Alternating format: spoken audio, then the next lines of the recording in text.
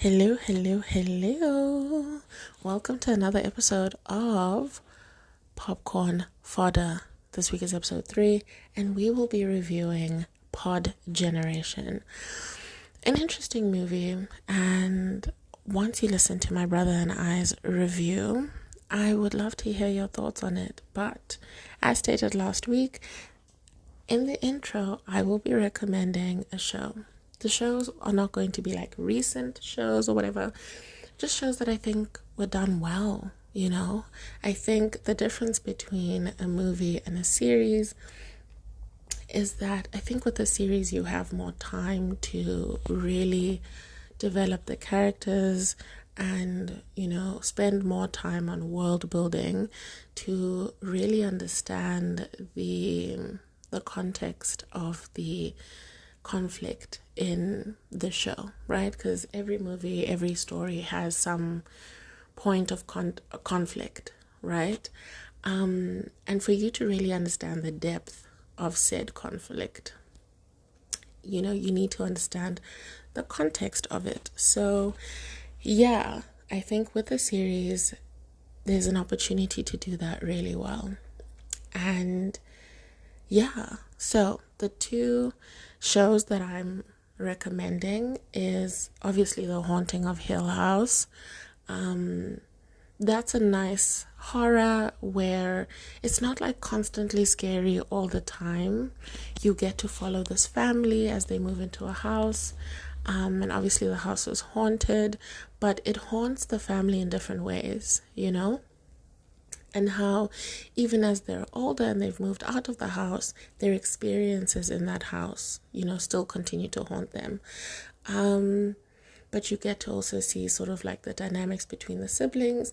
And I think that, especially in this series, you could definitely say that, the haunting or the horror in this movie is very symbolic of, day-to-day life and how in many ways our upbringing does haunt us in some ways, right? That many people choose to deal with the trauma that they face as children or the traumas that they face at any point in their life in different ways. And I think the different siblings and the parents as well represent the various ways in which people choose to cope with life.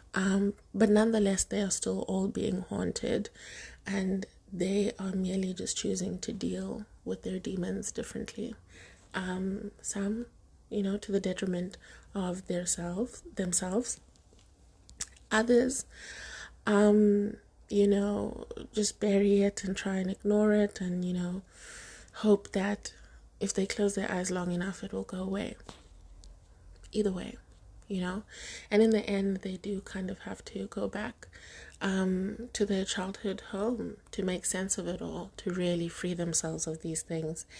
And I find that very interesting in the way that, if you wanted to, you could just get sucked into the horror and leave it at that. Or you could look deeper into it and find yourself really relating to the characters and being immersed in that world and thinking about what haunts you. Anyway, so that's the first show, and that can be found on Netflix. And then the other show is a crime drama, which is called Broadchurch. I love British shows, especially British crime dramas. I think that they do them so well. And actually what I like about British television is oftentimes I find that they're not greedy with their shit, that they know when the story has had enough, when they've told the story that they wanted to tell, instead of sort of like milking something just because it's a cash cow and it's popular and whatever, which I oftentimes find with American shows where, the first season was good, and it came to a good conclusion. Like all the strings were cut, everything's fine. But now the show's popular, so they're going to now try and force a second, third, fourth, fifth, sixth season out of this thing, and it kind of then, ruins, your experience of the first season now. You know what I mean? Like you end up leaving with a bad taste in your mouth of the show. When if you had just left it as that one thing, it would have been, great. So anyway, yeah. Broadchurch, the leading lady and leading guy, they are fantastic. The two lead detectives, their chemistry together is amazing. And I love the lady so much. The lady who plays the lead, the female lead. I completely forgot her name, but she's amazing. I love her so much. I love watching her interviews, her personality, and even the character that she plays in this show. She does it really well. She's a fantastic actress. And the guy is a former Doctor Who. So, great actors all around. And the twist at the end, oh my gosh, I never saw that coming.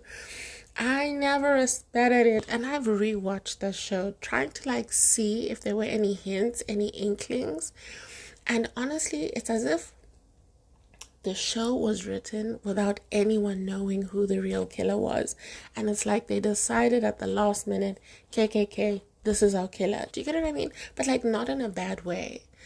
It doesn't feel forced or haphazard in any way, because we all had a blind spot for him. Do you get what I mean? The show itself intentionally, created this blind spot, which you then obviously don't suspect. And with a blind spot, you don't see the people creeping in that area, right? And you only notice them when they are too close for you to be able to pivot, turn around, and it's over. You know what I mean? And that's basically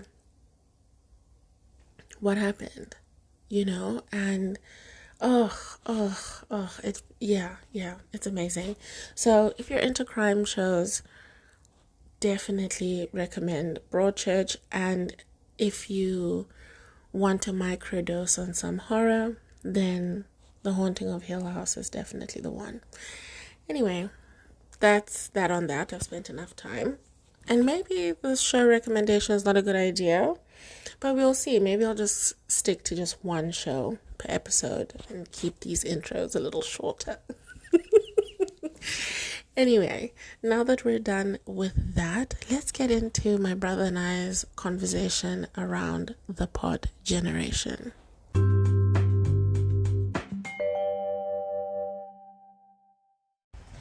Alrighty, so the movie that we've just watched is called The Pod Generation. Now, I'm going to hit you with a young synopsis before we get started. And then Maha will tell us his thoughts. So, synopsis on the movie, it's basically following a couple. This movie is set in the future, somewhere far in the future, where you don't have to physically carry a baby. If you have a womb, you don't have to carry the baby in your womb, but there are now these things called pods that you can sort of the baby will grow and gestate in the pod. And the essence of the movie is basically going through, I guess the aim of the movie is to interrogate sort of the advancement of technology, and how in, the attempt to make life more convenient and more accessible, that it actually ends up sort of separating us from nature and all these other things. So the movie follows this couple that is, trying to have a baby. They start off first debating whether they should have a natural pregnancy or this pod pregnancy. And even after choosing to have a baby in the pod, they still sort of grapple with, such ideas. So, yeah, that's basically the crux of the movie. Mahal? Yes. What are your thoughts on the movie? Having watched it, having really marinated in the feeling. What are your thoughts? Well, my thoughts are that I enjoyed the first half or the first 2/3 of the film. At the end, it sort of felt as if they lost the plot, or they didn't really have much of a message at the end, because it just seemed like everybody accepted the situation that they were in and continued with life. There was no repercussions for certain actions, no like property being forcefully handled, you know? It was just a whole lot of like, there are consequences. This is a weird situation that we're in. How do we navigate it? And then at the end, we're just like, well, we got what we wanted, so fuck the rest. So I did like it though, ultimately. Could you give specific examples of like the lack of consequences? You're being quite vague. What do you mean? Obviously, people listening to this know that there are spoilers. Yeah. So you don't have to spare the bitches who are listening and the hoes. Sorry. Inclusivity, yes. Everybody who's listening, I'm going to work on the assumption that they've either seen the movie or not that, worried about spoilers or have no intention of watching it. So, yeah. What specific examples are you referring to? Specifically when he split open the egg. Because like the baby was ready to be born, and according to some chemical compound that we release when we're ready, but the baby was ready to be born. They couldn't remember the baby. They didn't know the baby's birth code, which was a very creepy thing. Imagine thinking of a baby as a serial number of a car, But yeah, they couldn't do that, so they just forced the knife in there and popped the baby open and broke in a sense, broke the pod that the baby came in. But they didn't own the pod, so that was a property that was broken. And prior to that scene, they were told that if you do not return the pod and, all that, they will seek legal whatevers. And so, yeah, just after the baby was yanked out of the pod, nothing really happened. They just got to sleep with the baby next day. Yanked is the right word, because they literally they don't even spend that much time. Like, you would think that, how in a movie when they're depicting a natural birth, yeah, it's almost like, the baby slowly, shimmies out of the body, and then the nurse, the doctor will slowly ease the baby out of the vagina and then lift the baby up slowly, and everyone's like, oh my gosh.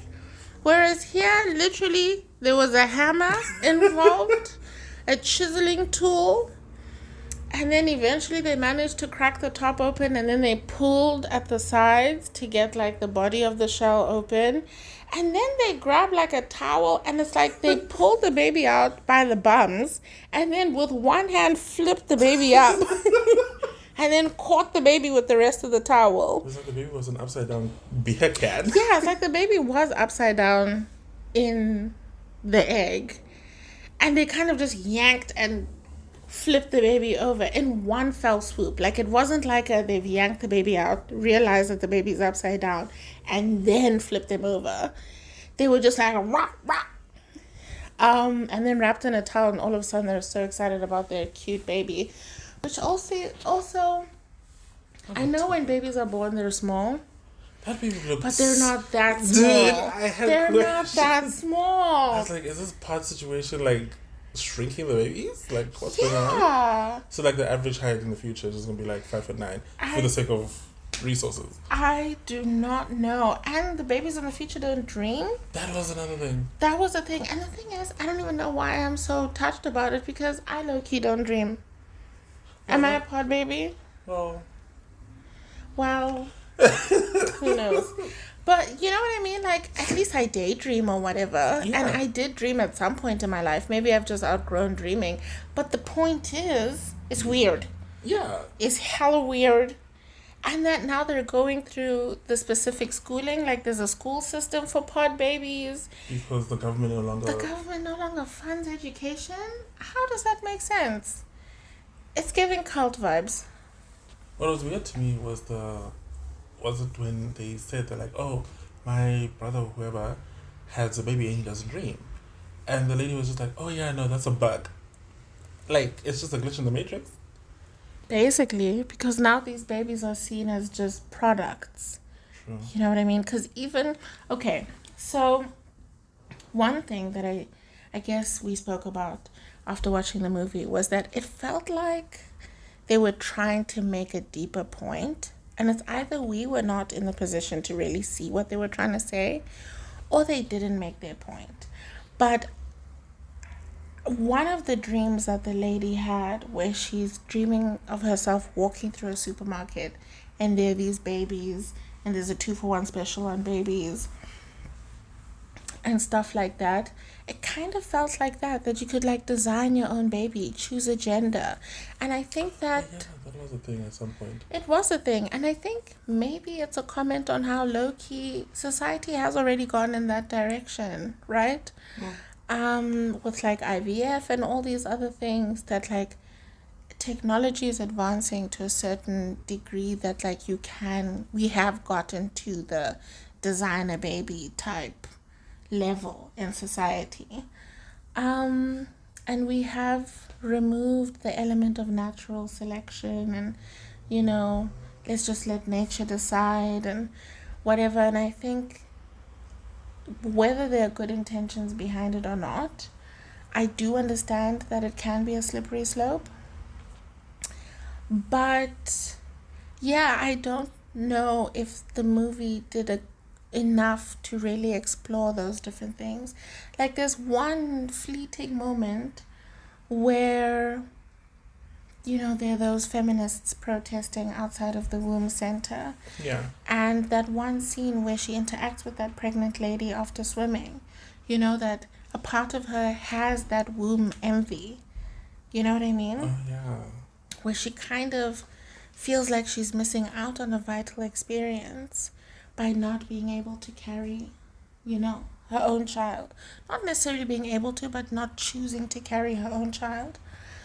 And I think maybe a lot of people who struggle with fertility might appreciate the film, you know? Because I think the fact that they could make a baby out of skin cells means that anyone could have a child, you know?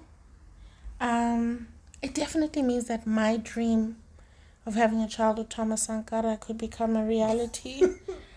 It would require a little bit of grave robbing. Yeah. But that's my man. That's my man. Okay? I think he's the grounds man now. That's, well, until the womb center pulls through, he'll be everybody's man. Not pretty soon, anytime soon. Either way, I'm going to be the baby mama of a revolutionary. A dead one. You don't stop becoming a revolutionary just because you're dead. I mean, but you stop revolutionaries. I mean, yeah, the revolutionary stops being televised. Yeah. But nobody watches TV anyway. Yeah, and nobody really learns about this man anyway. Well, I will keep his memory alive. Me and my pod baby. I will tell my child about their father. The child's gonna wonder after they learn history. How? They'll know because they'll know about the pods. Imagine that child going to school the next day and the first thing that other kid says, your mom was a grave robber. Well, at least they won't have nightmares about it because pod babies don't dream.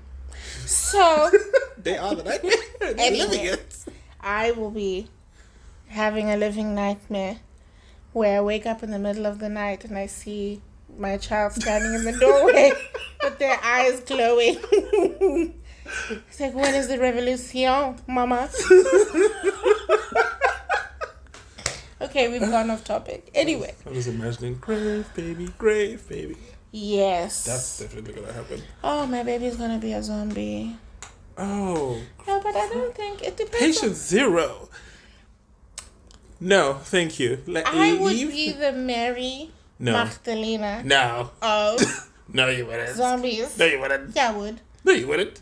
Yeah, I would. Mary was surprised. You knew what you were doing throughout. I didn't expect them to be a zombie. Well, you're having the conversation now, so clearly the thought is there. I'd still be surprised. Wow, okay. Anyway, what are your ratings for the movie? Well, Did you enjoy it? I did. Oh, Not a lot. okay. It was enjoyable, I will have to say, when it did have a message. Because it did give off like this vibe, the film that we watched a while ago, Sorry to Bother You, where the guy turns into a horse at the end. But in the beginning it has a meaning. Takes it too far. It takes it too far, fam. Okay, yeah, I get what you mean. It's just like it had a meaning in the beginning. You could see that there was like some message that was clearly being told and everything, and it was great. And then like you get to a point where it's just like, did you forget what you're doing? Yeah. Must I just suspend my belief for the sake of your creativity now? Social commentary Out on the social window. commentary on social commentary. Yeah. It's meta to Yeah. yeah. Yeah. But I say for my rating, I would give it about a generous, Oh. loving, Uh-huh. very considerate. Yes. I saw the points. I saw where you were going. The car swerved off the road a little bit. 3 out of 5. Whoa, okay. Is that too high? What were your memorable moments? I liked the tree scenes, I'm not gonna lie. Oh, yeah. I loved those. That was definitely going to be my memorable moment as well. Just the way that he had love for the trees. The greenhouse at home, the wall, the herb garden, where that guy worked. Busy growing fig trees indoors. I like the way he worked. He just looked peaceful. Oh. And the fact that he said most of the bugs are extinct. Oh. And he was giving hippie vibes. You know, Like, he was the hippie of the situation just because he had a herb garden, and he was the extremist. True. Which, wild. Absolutely wild. As someone with 50 plants in their home currently, Yeah. I'm upset by the future that these people have That they chose. painted. Yeah. Because surely we can have pod babies and fresh gardens at the same time. They can coexist. Yeah, No? we need oxygen 24/7. I Exactly. don't trust the company for The that. fact that people had to go And rent out. some fresh air. Oh, gosh. Anyway, okay. There was a lot of commentaries, just not as a proper. They tried, I think they bit off more than they could chew, because then there's also the scenes from when she's at work and the comment of like, you look like the distracted mom. Are you sure you want to have a kid? This could derail your career. These are like very serious things that women face in the workplace, right? That we oftentimes do feel like we have to choose between motherhood and having a career, that for whatever reason you can't have both, right? And I get all of that. Like, I appreciate all these things, but it was kind of like touched on lightly and then moved on and touched on this, and it was just populating everything, but never really getting deep into anything. Anyway, my rating, I'm going to give it a 3 out of 5 as well. Only because, like you said, I saw what they were trying to do. I liked the actors and the acting. And the vibe of it, like how it was shot and all of that stuff. Like, they clearly got really good quality shit. And I appreciate it. I appreciated the effort that they put into making it. Would I watch it again? No. Would I recommend it? No. But at least I can say I've seen it, you know? Yeah. And I'm not mad that I've seen it. It's not one of those movies that you would actively be like, oh my god, have you seen it? It's more like, oh my gosh. Oh, you saw it. Yeah, I'm not going to turn into an evangelist for this movie. Okay, but I do like it. And yeah, like I said, my memorable moment were all the nature scenes. Weren't that many, but the ones that were there, they did the damn things. Alrighty. Thank you very much, Mahal, for watching this movie with me, and I will see you for the next one. Thank you.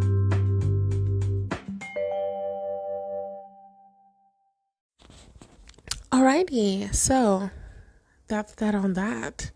And I mean, can we please discuss? Pod Generation was low-key weird. It was low-key weird.